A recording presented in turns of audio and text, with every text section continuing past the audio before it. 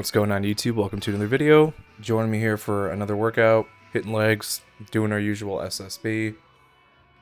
I'm wearing a little bit of a different rack, the one next to me. Usually I like the other one. Got a little bit better lighting, more standardized conditions, and a couple more viewing angles, but doesn't matter. You can train wherever. Gotta do what I gotta do. And warming up here with the SSB, and we are doing the high bar variation, so a little bit more back squat oriented than the SSB. And I think I'm transitioning more to a slower descent. I think a lot of the times when I am doing what I'm doing, I want to get through the movement as quickly as possible, and then you kind of miss a lot of the technical stuff. And so I think I want to kind of step back and focus on that. And then I'm noticing now the belt is kind of changing my leverages. Also on deadlifts too. Starting to notice that a lot of the issues I have tend to be with the belt on. So there might be a time where I transition completely away from the belt, or try to focus mainly on, just bracing the core. But it's a recovery issue. If I don't use the belt and I'm squatting and deadlifting twice a week, it does take a lot out of me. And honestly, I'd rather be able to train consistency and not have to deal with that. But I don't know. It might just be time for a new belt. I think I've had this belt for like 8 years, and I think body's changed a lot. I've gained weight, lost weight, rinse and repeat. So I think maybe it might be time for some new leather.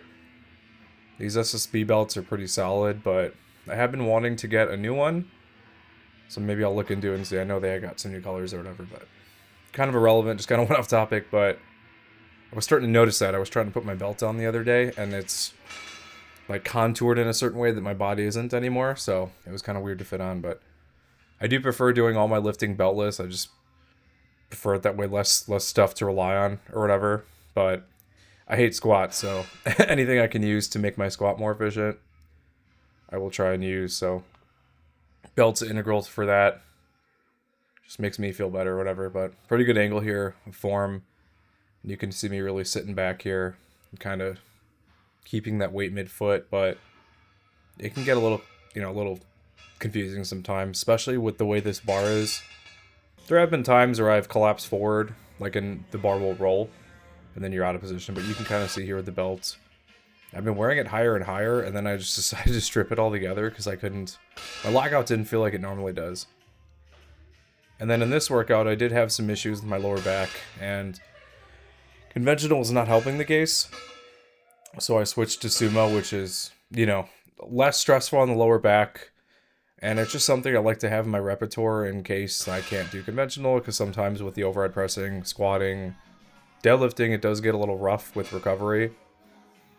And instead of like pushing and potentially injuring myself, I will sit back. So it's good to be able to do both. And just to get the movement in is super important.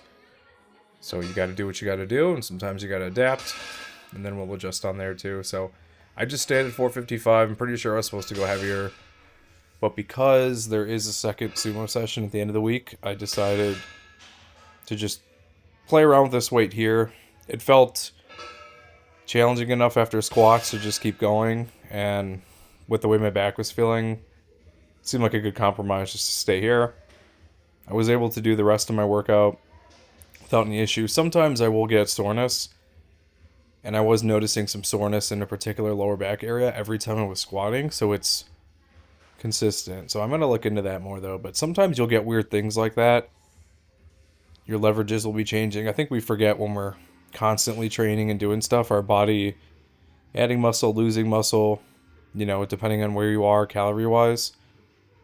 I think that's what's kind of shifting around, and so you'll start to notice muscle groups will take over, become more developed, underdeveloped, depending on the type of movement done.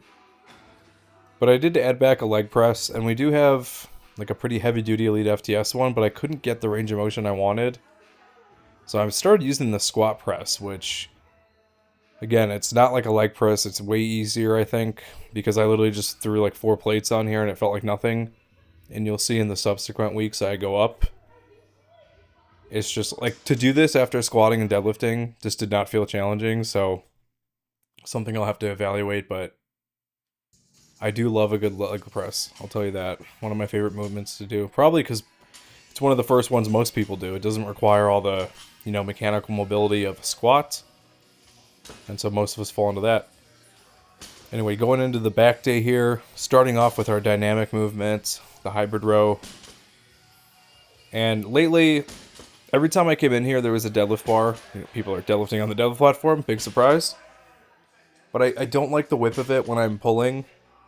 I prefer like the stiffer bar, the more Ohio power bar type. Just the feedback. There's just too much whip when I'm I generate so much power off the floor when I'm rowing, and sometimes with that bar it will whip and it just ends up in a weird spot. So I like the consistency. I don't like the way it shifts in my hand because I'm using these grips. And it's a thinner bar because it is a deadlift bar, so you can manipulate a little bit more. But I like the feedback of the more tensile bar. Will kind of keep you in line, keep you more honest. So, just a little tidbit there. I've experimented with other bars and stuff too, and that's just what I found. I like the solid feedback. And then also the flatter shoes. If I pull like that from like an elevated position with the Addy powers, it puts my back in weird positions. I like to be level with the ground. Same thing with deadlifting. So that's kind of logic there. Avenger row after the fact, and we're just going to work up on this and see what happens. I'm kind of learning the movement still. It is a little bit different. I'm used to more free weight stuff like the T-bar row and various cable exercises. So as I get back into it, start low and just work up in weight every week. That's been the game plan. I like to kind of do the same movements, and I like to really overload them in the best way I can. As long as there's a path forward, I'm down to do it. But with a new movement, you really have to kind of coordinate everything together and figure out your settings to get the effective workout. So here, I actually found that I grip better without the grips. This has a really good knurling on the handles, and they're thick. So it sits in the hand really well, so I feel more connected and get a better contraction that way. So that's kind of been what I've been doing. So I'm starting light. I think this is... the weight was on the screen, but I'm like not reading it as I'm commentating on this video, but whatever. Basically, start light, get a baseline, and then just work up, add weight until you can't add weight, reevaluate, see if it's still a movement you want to do. I'm debating on this low row because the way that you grip it is with an underhand grip.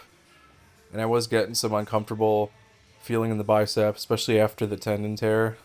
Overhand is my preferred grip for any back movement. And even better, I like taking my thumb off. I think they call it a monkey grip. But I just have a better connection with my lats when I take that thumb off. It's like I can bypass the limitations of my wrist and bicep. So even on here, I like the mag grip with the lat pull down because I can take my thumb off and I feel like I get a better contraction. You can see my lat stretching here. Luckily there's decent lighting. But I wish it was slightly wider, to be honest, but you have to make do with what you got. But this is what I prefer to kind of really hit those lats. If I do like the straight bar, I can't get the same range of motion, and I can't, really contract those lats there. So here's a little bit of a better shot. And with these longer arms, the range of motion, I do like to control it. So I do like to kind of, provide a little bit more feedback on the return. And that contraction, I'm telling you, I got the weirdest back in the world.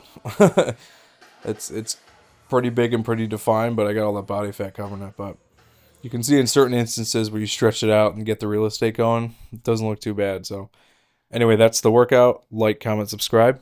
See you in the next one. Thanks for watching the latest video. If you want to help support the channel, I actually own my own wet shaving and grooming e-commerce website where everything's handmade by me. It's www.apexsoaps.com, and you can get a 10% off code using wet shaver. We've got some cool scents here. We've got some Coca-Cola scents, a horchata scent, traditional barbershop, just some really cool stuff. And you can purchase samples or you can buy the whole set. If you have any questions, feel free to reach out via email. Be quick to respond. Thanks for watching.